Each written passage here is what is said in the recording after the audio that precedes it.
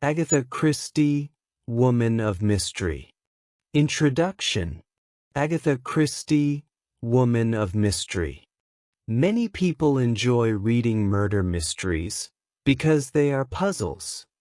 Can we guess the murderer's name before the detective tells us at the end of the book? Was the broken chair an accident, or is it an important clue? How did the murderer get into the house? Did he or she have a key? Why were there 3 coffee cups on the table?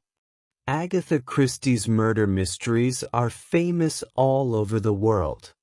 She wrote more than 70 books and they have sold millions of copies. There have been many television plays and films of her stories. Her detectives, Hercule Poirot and Miss Marple, are famous too.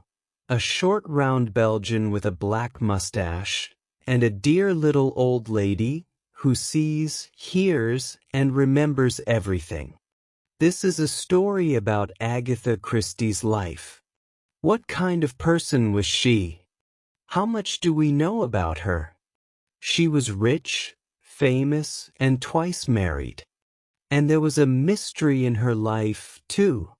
Chapter 1. Why don't you write a story? Agatha Mary Clarissa Miller was bored. It was a winter morning in 1908, and she was in bed because she was ill. "I'm feeling much better today," she said to her mother, Clara. "I think I'll get up." "You're still ill," said Clara. "The doctor told you to stay in bed and keep warm. And that's what you're going to do." Agatha was 18 years old at this time, but in those days daughters had to do what their mothers told them. "But I'm bored." "Well, do something then," said her mother. "Read a book. Or write a story." "Yes, why don't you write a story?" "Write a story?" said Agatha, surprised. "Yes," her mother said. "Like Madge." Madge was Agatha's sister. She was 11 years older than Agatha, and sometimes wrote short stories for magazines like Vanity Fair. "I don't think that I can write stories," said Agatha. "How do you know?" said her mother. "You've never tried." And she went to find a pencil and paper. Soon after, Agatha sat up in bed and began to write a story. It was called House of Beauty, a strange story about dreams. It wasn't a very good story. She typed it on Madge's old typewriter and sent it off to a magazine. But they sent it back with a letter. "Thank you for sending us your story. We are afraid we cannot publish it." "You must try again," said her mother. Clara was always sure that her daughters could do anything. So Agatha went on writing stories and sending them out to magazines, but they all came back. She was a little disappointed. "I'll try writing a novel," she decided. An idea came to her. She remembered seeing a beautiful young girl in a hotel in Cairo when she was visiting Egypt with Clara. The girl was always with 2 men, one on each side of her. One day, Agatha heard someone say, "That girl will have to make her decision between them sometime." It was all that Agatha needed for an idea, and she began writing. It was not a detective novel. It was the story of a young woman in Egypt, and it was called Snow Upon the Desert. It was really 2 long stories put together to make a book. When it was finished, Agatha sent it to 3 or 4 publishers, but they all sent it back. "Oh dear," said Agatha. "What shall I do now?" "Why don't you show it to Eden Phillpotts?" said Clara. Eden Phillpotts was a writer who lived near the Millers. During his life, he wrote more than 100 popular novels, and many plays for the theater. Agatha was a little afraid of sending her novel to this famous man, but she agreed to do it and sent it off. An idea for a novel. Mr. Philpotts was a good writer and also a kind man. He read Agatha's novel carefully and wrote her a letter. Some of your writing is very good, so I am sending you a letter to take to my agent, Hughes Massey. Agatha, still only 18 years old, went to London on the train. It was a long journey, more than 200 miles from her home in Torquay in Devon, and the trains were not so fast in those days. She was very shy, and Hughes Massey was a big, frightening man. Agatha gave him the letter from Eden Philpotts. Massey read it, talked with Agatha for a while, then kept her book to read. Agatha went home to wait. Some months later, Massey returned snow upon the desert to her. I do not think that I can find a publisher for it, he wrote to her. The best thing is to stop thinking about it any more and to write another book. Agatha was disappointed. She did write another book, but some other important things happened in her life first. Torquay in the early 1900s. Chapter 2. A Shy Young Man. Agatha's father, Frederick, died in 1901 when Agatha was 11 years old. He was an American and was 10 years older than Clara. After he died, Clara began to travel a lot and often took Agatha with her. In 1911, when Agatha was 21, Clara was ill. You need to go somewhere warm and sunny to get better, Clara's doctor told her.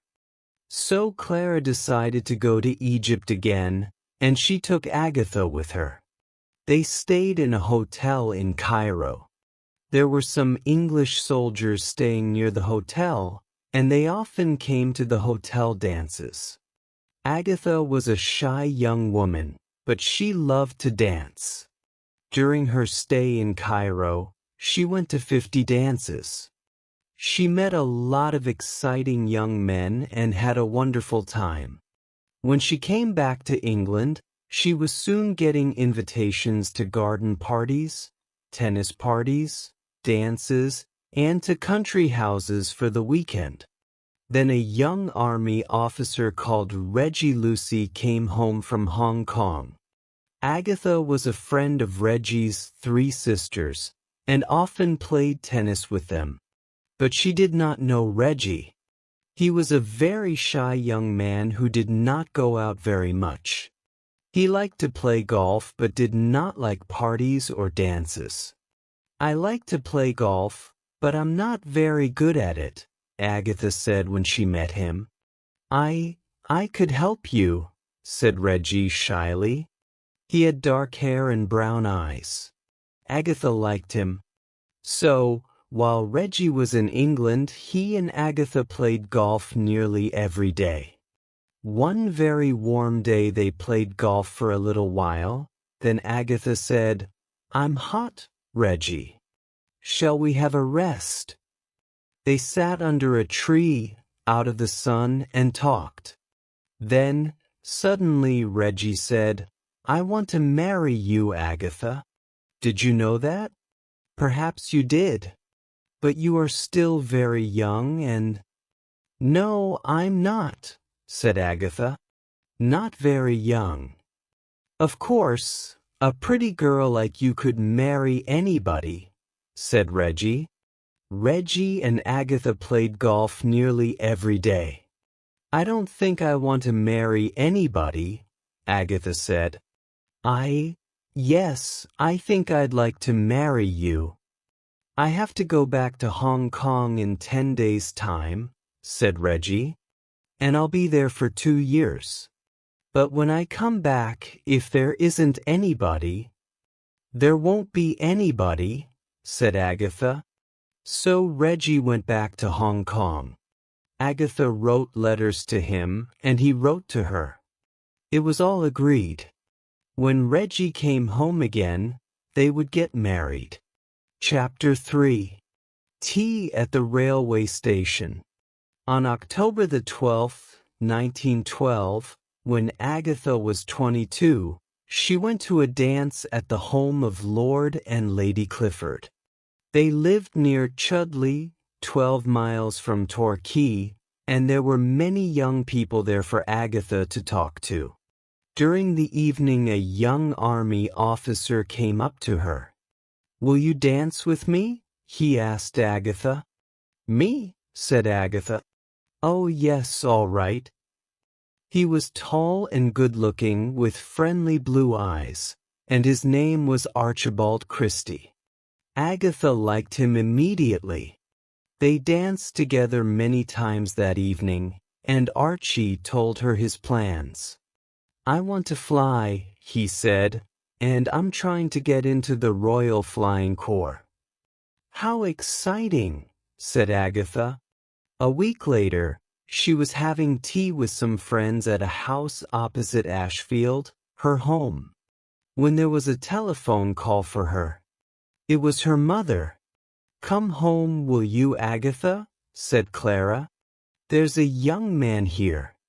He's just arrived and I'm giving him tea. I don't know him, and I think he wants to see you."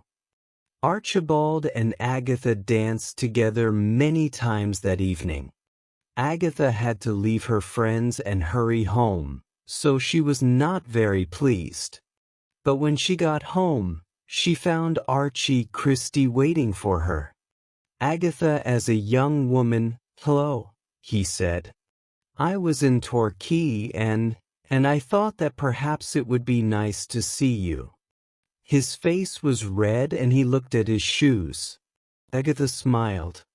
Archie stayed for the rest of the afternoon and for supper that evening. When it was time for him to leave, he said, "Will you come to a concert in Exeter with me, Agatha? We can go to the Redcliffe Hotel for tea after the concert." "I'd love to," said Agatha, then looked at Clara. "Can I, Mother?" "A concert, yes, Agatha," said Clara. "But tea at a hotel? No, I don't think so. Not a hotel." "Perhaps I could take Agatha to tea in the restaurant at Exeter Railway Station," said Archie. Agatha tried not to smile, but her mother agreed. So Agatha and Archie went to the concert, and then had tea at Exeter Railway Station. "There's a New Year's dance in Torquay on the 2nd of January, said Agatha, when Archie took her home later. "Will you come?" He smiled. "Of course," he said. "I want to see you as often as I can." But when Archie came to the New Year's dance, he was very quiet and did not seem happy. He seemed to be worried about something, but Agatha said nothing. 2 days later, on the 4th of January 1913, they went to another concert together. Archie was still very quiet, and after the concert Agatha asked, "What's wrong, Archie?" "The Royal Flying Corps have said yes to me," said Archie. "I have to leave Exeter in 2 days' time. I have to go to Salisbury." He looked at her. "Agatha, you've got to marry me. There will never be anyone for me, only you. I've known that since our first evening together at the Cliffords' dance." Agatha was very surprised. But I can't marry you. I've already told Reggie that I'll marry him." And then she told him about Reggie Lucy. "You didn't marry him before he went away," said Archie. "Why not?" "It's because you don't really love him." "We thought it was better to wait," began Agatha. "I won't wait," said Archie. "I want to marry you next month or the month after." "We can't," said Agatha. "We haven't got any money." How will we live? But she did want to marry Archie. Archie has asked me to marry him, and I want to. I want to very much, she told her mother. Claire was very surprised. You must wait, she told them both.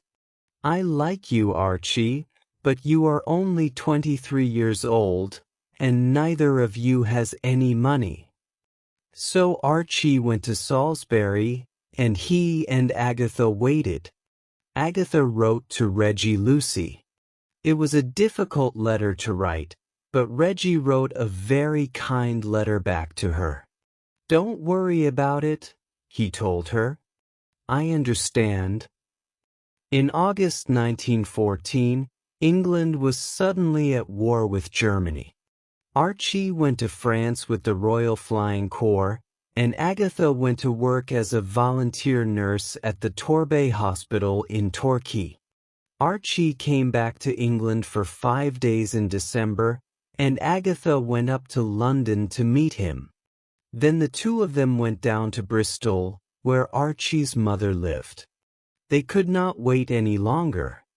They wanted to get married. Archie's mother was not happy about this, but Clara thought differently. Yes, get married now, she said. There's a war on. Who knows what will happen? Be happy while you can.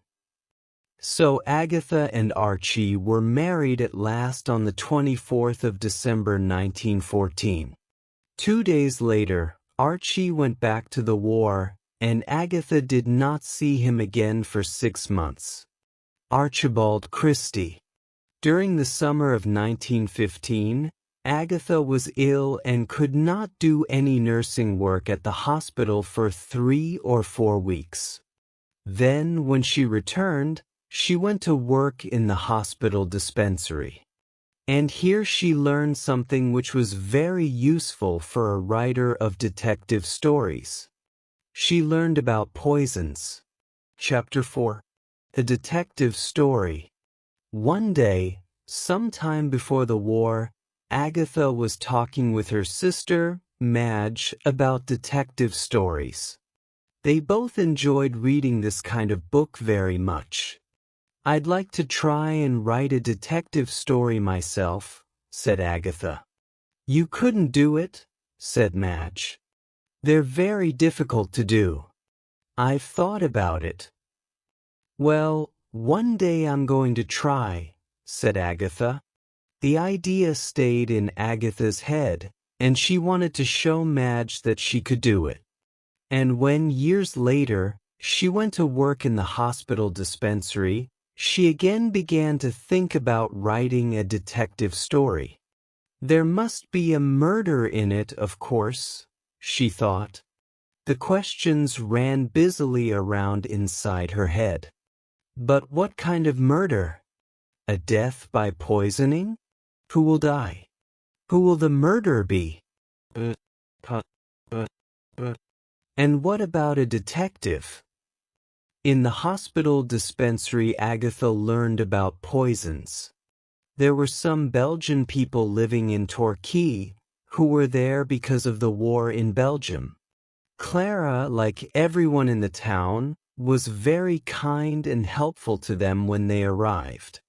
She gave them chairs and beds for their homes, and tried to make them feel happy and comfortable. Now, Agatha suddenly remembered them. What about a Belgian detective? She thought, and began to build the character in her head. He'll be a very clever, very tidy little man. But what shall I call him? I know, I'll call him Hercules. She smiled. It's a good name for a small man. And his second name? Poirot. Hercules. No, Hercule Poirot. Yes, that's it. Agatha thought about her detective story during every quiet minute in the dispensary. She knew a lot about poisons now. She knew which poisons worked quickly and which worked slowly. She knew how much to give and what different poisons smelt and tasted like. She knew how people died from poisons. Did their faces turn blue? Did they die in their sleep, or die screaming in pain? A good detective, and a good writer of detective stories, must know these things. She began to write her story at home, and used Madge's old typewriter again. "What are you doing?" Claire asked her one day. "I'm writing a detective novel," said Agatha. "I want to finish it, but it's very difficult." "Why don't you finish it during your holiday?" said Clara. "Go away somewhere nice and quiet, and take it with you." "Where do you want to go?" "Dartmoor?" "Yes," said Agatha. "Dartmoor." Dartmoor was a beautiful, lonely moor in Devon. Agatha took Madge's typewriter with her and stayed at the Merland Hotel at Hay Tor. It was a large hotel with a lot of rooms, but not many people were staying there. For 2 weeks she wrote in her room every morning, then went for long walks alone on the moor in the afternoons. Everything went well. The characters seemed to come alive inside her head, and during her walks she planned her writing for the next day. Dartmoor, a beautiful, lonely moor in Devon.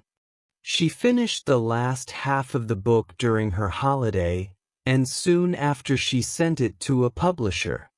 They returned it, but Agatha was not surprised. She sent it out again, but it came back once more. She sent it to a third publisher, but they returned it too. Then she sent it to the Bodley Head Publishing Company, and forgot all about it. 2 years went by. Archie came back to work in London, the war ended, and Agatha had a baby, Rosalind. The three of them were living in a flat in London when a letter arrived one morning in 1919. It was from the Bodley Head. Agatha quickly opened the letter and saw the words, "Will you call at our offices? We would like to talk about your book." "It's about my book, The Mysterious Affair at Styles," she told Archie. "I think they want to publish it." "Then you must go and see them at once," said Archie. Agatha went to the publisher's office. She met John Lane, a small man with white hair. "Do sit down," he said. He had a kind voice and blue eyes that looked carefully at Agatha. "Some of my readers think that we could publish your book, but you will need to change the last chapter. And there are a few other small things." Agatha was too excited to listen. She was happy to do anything. The Mysterious Affair at Styles was her first detective story, and she wanted to see it in the bookshops. So she wrote a different ending for it and changed 1 or 2 more small things, and at last John Lane was pleased with it. Chapter 5. A good detective story writer. Agatha's first book, The Mysterious Affair at Styles, was published in 1920. But before this, she began writing another book. It was Archie's idea. "Mother is finding it difficult to pay all the bills at Ashfield," Agatha told him. "Why doesn't she sell Ashfield?" Archie said to Agatha, "The house is too big for just one person. Then she can buy something smaller." "Sell Ashfield?" said Agatha. "Oh no. She can't. I love it, and it's our family home." "Then why don't you do something about it?" said Archie. "Do something? What do you mean?" "Why don't you write another book?" said Archie. "Perhaps it will make a lot of money." Agatha thought about it. Ashfield was her family home, and it must stay in the family. Could she do anything to help? "Perhaps I could write another book," she thought. But what can it be about? The answer came one day when she was having tea in a tea shop. Two people were talking at a table near her. Agatha heard a name and began to listen. They were talking about somebody called Jane Fish. What a strange name, thought Agatha. But what a good beginning for a story. Somebody hears a strange name in a tea shop. And then? Wait, perhaps Jane Finn will be better. Now let me think.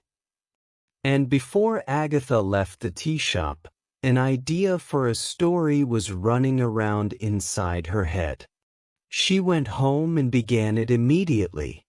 She called it The Secret Adversary, and the book was published in 1922.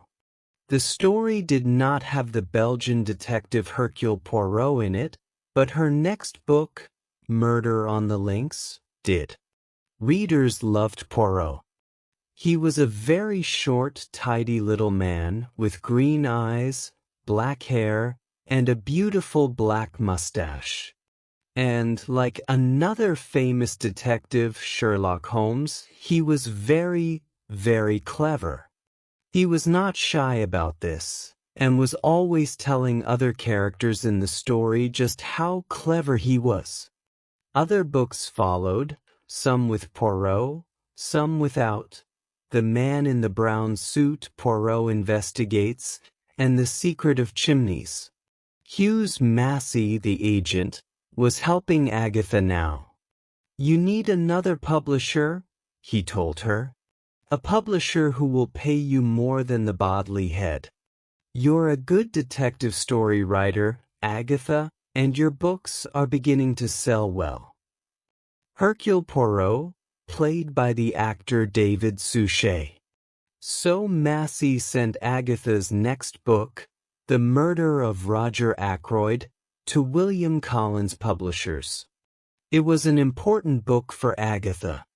The Murder of Roger Ackroyd came out in the spring of 1926, and people began to talk about it immediately. What did they talk about? The big surprise at the end of the book.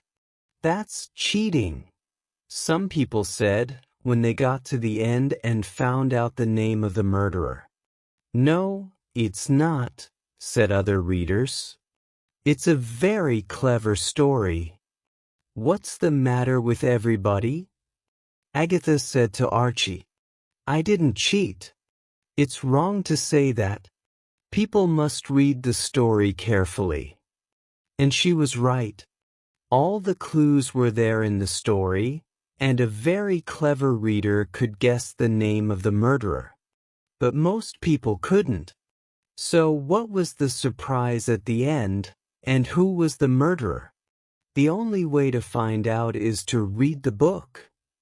After The Murder of Roger Ackroyd was published, more and more people began to buy Agatha's books, and Agatha had more money to spend.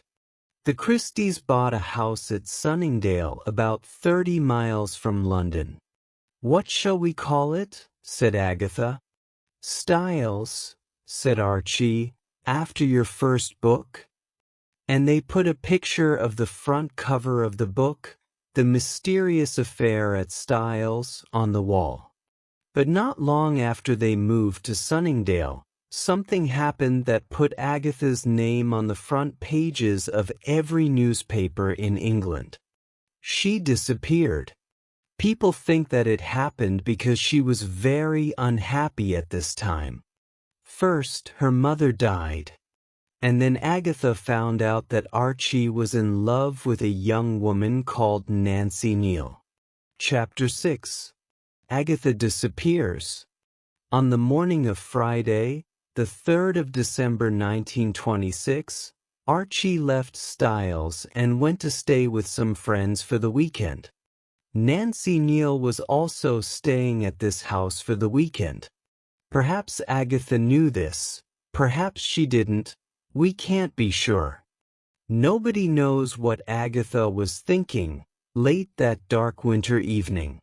Rosalind, now 7 years old, was in bed. The Christies' 2 housemaids were in the kitchen. But we know this.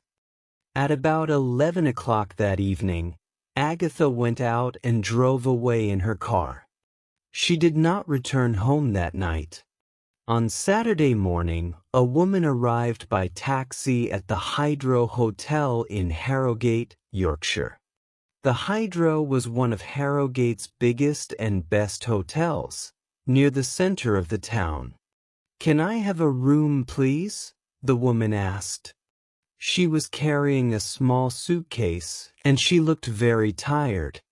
"Yes, of course," said the man behind the hotel desk. "There's a nice room on the first floor, room number 5. It has hot and cold water, and the cost is £7 for a week." "Thank you, that will be all right," said the woman. "What name, please?" asked the man. "Mrs. Teresa Neal," said the woman with the suitcase. Also on that cold Saturday morning in December, a 15-year-old boy was walking beside a lake called the Silent Pool. This was at a place called Newlands Corner, about 14 miles from Sunningdale. The boy's name was George Best. Suddenly, George saw a car. It was off the road, down by the lake, but the lights were on. "That's strange," he thought. "Why is that car down there, and why are the lights on?" And he went to have a better look. The car was empty, but the driver's door was open. George looked inside. He saw a coat and an open suitcase. Half out of the suitcase were 3 dresses, some shoes, and some papers with the name Mrs. Agatha Christie on them. George quickly went to find a policeman. Agatha's car, found at Newlands Corner. The newspapers were soon full of the story, and Agatha's picture was on the front pages. Where was the detective story writer? Was she dead? Was she murdered? Did she kill herself?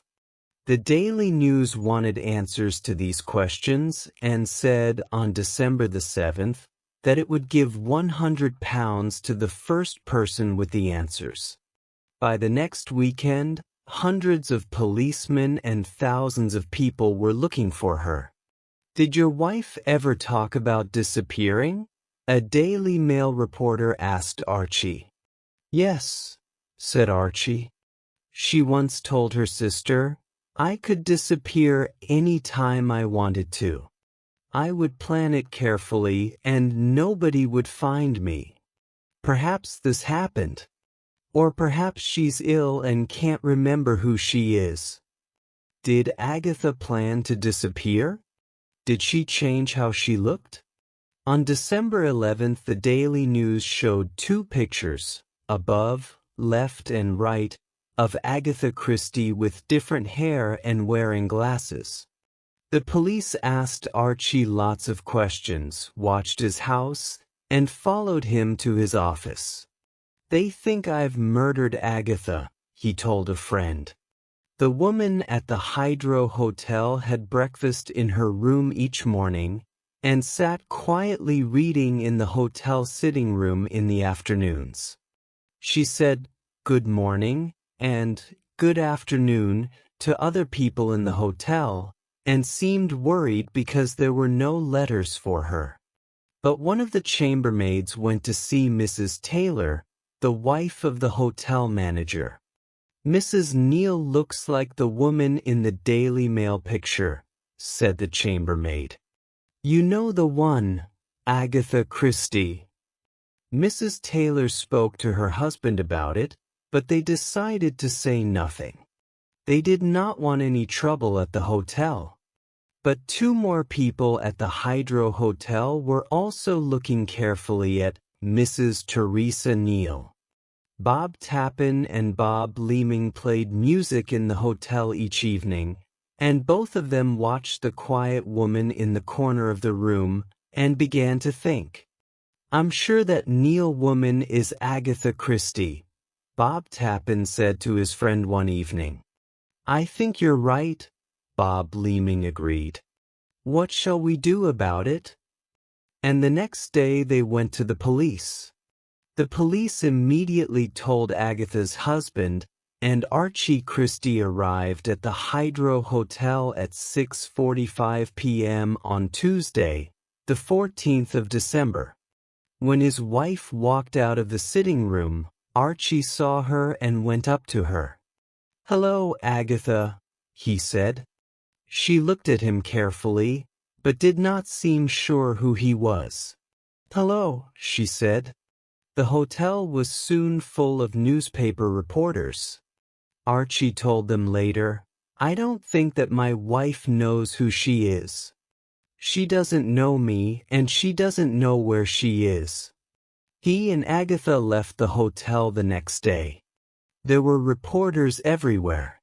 They followed the Christies to the railway station, trying to get pictures of the frightened Agatha, who was hiding her face behind her hands. She looked thin and her face was white. And in London, hundreds of people were waiting at King's Cross Station for the train from Harrogate. Everyone wanted to see the woman of mystery and her husband. Their lives now seemed to be like something out of one of her detective stories. Archie helped the silent, frightened Agatha through the crowd. Reporters shouted questions at them and took pictures, but neither Archie nor Agatha said a word. And for the rest of her life, Agatha never again spoke about Harrogate, the Hydro Hotel, or Teresa Neal. But what really happened that night after she left Styles? Why did she leave her car? How did she get to Harrogate? It was always a mystery. It still is.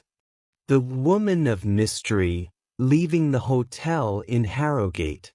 Chapter 7. A young archaeologist. During the first weeks of 1927, Agatha went to stay with Madge and her husband in Cheadle, near Manchester. Archie stayed at Styles, but he wanted to marry Nancy Neal, and he asked Agatha for a divorce. At first, she would not agree, but at last she said yes, and they were divorced in April 1928. Rosalind lived with Agatha. "I don't want to use the name Christie again," Agatha told her publishers. "I will think of another name to use." "But you can't change it now," they said. "Your readers know Agatha Christie. That's why they buy your books. If you change your name, nobody will know who you are." In the end, Agatha agreed to keep the name Christie, but she was not happy about it. But William Collins was right. Thousands of people in England and America were reading Agatha's books now. Then, in the autumn of 1928, Agatha decided to visit the West Indies. Rosalind was at school, and Agatha wanted a holiday in the sun, so she got tickets for a ship to Jamaica. 2 days before she left England, Agatha went to dinner with some friends. During the evening, she talked to some people who were just back from Baghdad in Iraq. Their names were Commander and Mrs. Howe. "People always say that Baghdad is a terrible place," said Mrs. Howe. "But we loved it." She went on talking about the city, and Agatha listened with great interest. She soon decided that she wanted to see Baghdad for herself. "How do you get there?" she said. "By sea." "You can go by train," said Mrs. Howe. "On the Orient Express." "The Orient Express," said Agatha.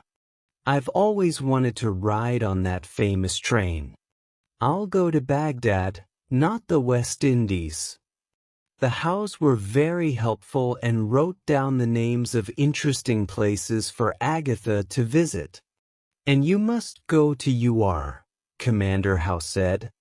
Next day, Agatha changed her tickets for the West Indies for tickets to Istanbul by the Orient Express, and then on across the desert to Baghdad.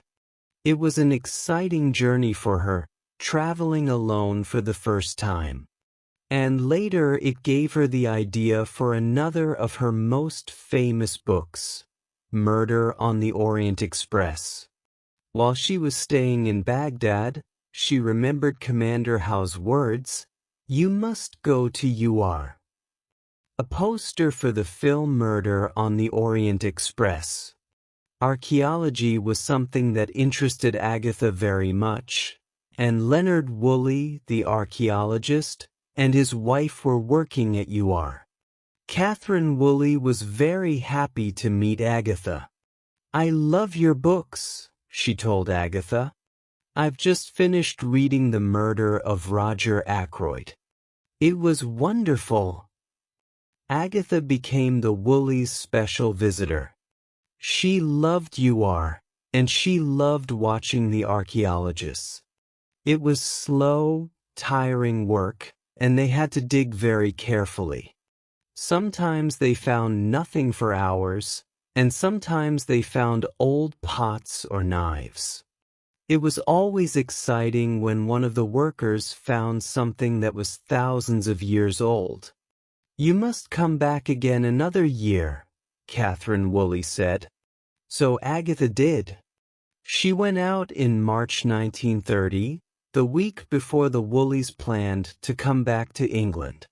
The plan was that Agatha could travel back with them through Syria and Greece. A young archaeologist called Max Mallowan was working with the Woolleys. He was 25 years old and a quiet young man. "I've told Max to show you Najaf and Kerbala," Catherine Woolley told Agatha. "Najaf is the holy city of the dead, and Kerbala has a wonderful mosque. When we leave here and go to Baghdad, he'll take you there. You can see Nippur on the way." "Oh, but doesn't Max want to go to Baghdad with you?" said Agatha. "He will have friends to see there before he goes home to England." "Oh no," said Catherine. "Max will be pleased to take you." The young archaeologist was pleased to take Agatha. He liked her immediately, and Agatha liked him. They talked and laughed and enjoyed every minute of their time together. They met the Woolleys in Baghdad, and the four of them traveled to Greece together. But when they got to their hotel in Athens, there were 7 telegrams waiting for Agatha. They all said the same thing. Rosalind was ill. Agatha must come home quickly. "I'll go with you, Agatha," said Max. "Oh, thank you, Max," said Agatha. "But haven't you got plans too?" "I've changed my plans," said Max quietly. "I'm coming with you, Agatha." So they traveled home together. When they arrived, they found that Rosalind was much better, so that was one happy ending. Soon there was another. Agatha was 14 years older than Max, but during the journey home Max decided to ask her an important question. And when they were back in England, he asked Agatha to marry him. They were married on the 11th of September 1930 in Edinburgh, in Scotland. 1930 was also the year when Agatha's other famous detective first appeared, in The Murder at the Vicarage. Her name was Miss Jane Marple, a little old woman who lived in the quiet English village of St. Mary Mead.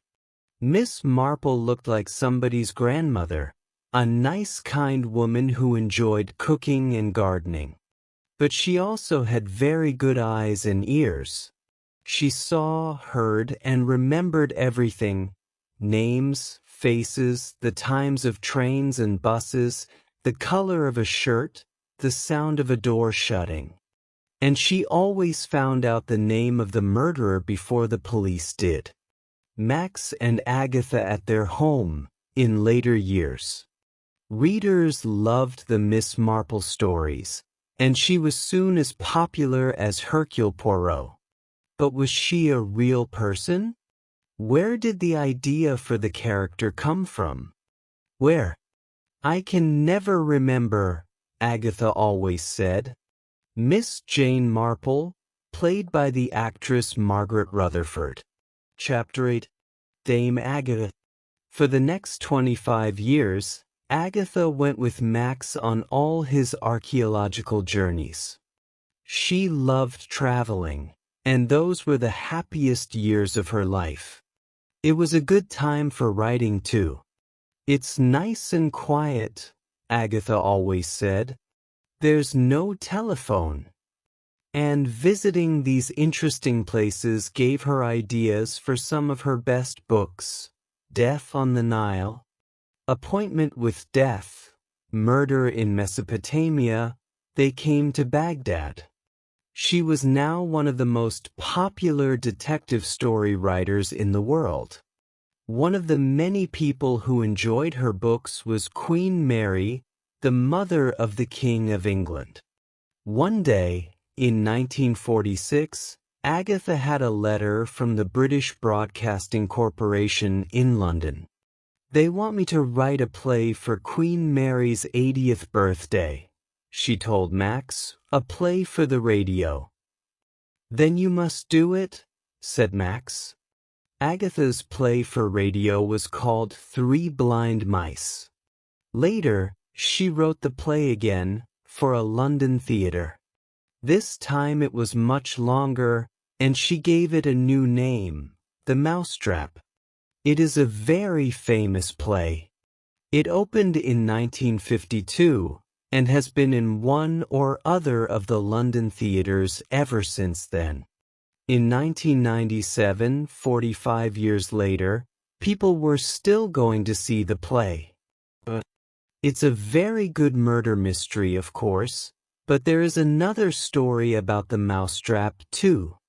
Every night, at the end of the play, one of the actors talks to the people in the theater and says, "Please don't tell your friends who did the murder in this play. They must come to the theater and see the play themselves." And everybody keeps the secret of the murderer's name, and so more and more people go to see the play. In 1971, Queen Elizabeth made Agatha a Dame of the British Empire, a very high honor for a woman in Britain. But why was Agatha Christie so famous? Perhaps it is because she was a wonderful storyteller. She planned her murder mysteries very carefully, putting a clue here, a clue there. And they are clever clues, so it is not easy to guess the name of the murderer. Who did it? We want to know, and by the end of the book, everything falls tidily into place, and we have the answer. And of course, the stories are not really about murder and death. They are puzzles with comfortable endings because it is pleasing to read that the detective always catches the criminal. For an hour or two, we can escape from real life, which is often neither tidy nor comfortable. Agatha Christie died on the 12th of January 1976. During her life, she wrote 67 detective novels, 10 books of short stories, 13 plays, 6 novels that were not about crime, using the name Mary Westmacott, and 2 books about her life. Many films were made from her books. The most famous one is Murder on the Orient Express, made in 1974. Today, millions of her books, in more than 40 different languages, are still sold in every country of the world, from China to Nicaragua.